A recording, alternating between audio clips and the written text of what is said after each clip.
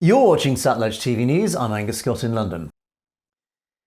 When Khalistan campaigner Avtar Singh Khanda died under highly suspicious circumstances in June this year, many associates, as well as his family, raised the alarm to British authorities.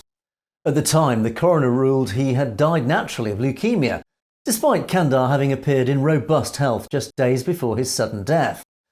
And now, with a raft of evidence pointing to the probability that Khanda was in fact the result of an assassination by an Indian government hit squad coming to light, cracks are starting to appear in the official British government line.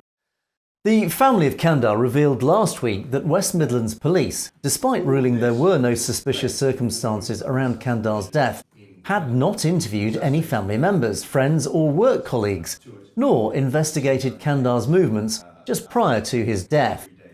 Indeed, no case number had even been allocated, indicating there had not been any formal investigation.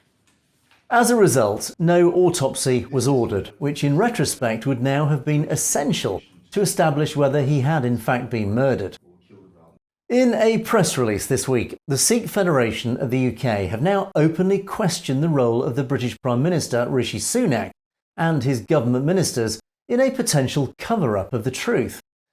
The organisation, along with Michael Polak, a human rights barrister representing the family, are calling for a judge-led inquiry into Khanda's death, which would then have the authority to call in intelligence evidence from both MI5 and MI6, as well as investigate the role of the police and coroner. However, they are meeting resistance, obfuscation and diversion from the government, who recently delegated the issue to Security Minister Tom Tugendhat, who himself avoided answering questions raised by the Sikh Federation in a response that they described as ridiculous. It is known that British intelligence raised concerns of a threat to British Sikhs from Indian hit squads earlier this year. It's also known a senior-ranking Indian intelligence officer was quietly expelled from the UK in the summer at the request of British intelligence.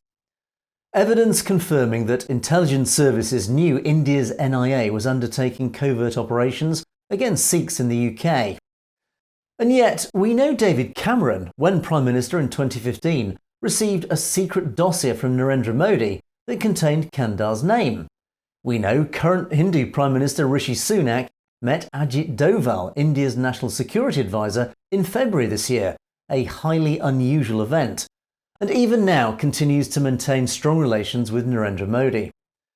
Which all points to one simple fact. The British government clearly are fully aware that India's intelligence agencies have operated in the UK to act against British Sikhs, and in the name of maintaining good relations with India, are deliberately covering up evidence that would reveal the truth over Avtar Singh Khanda's death.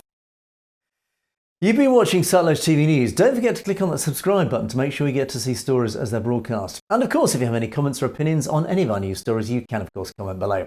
Or indeed, you can drop us a direct message at message@satlujtv.com. We would love to hear from you. In the meantime, thanks for watching for Satluj TV News. I'm Angus Scott in London.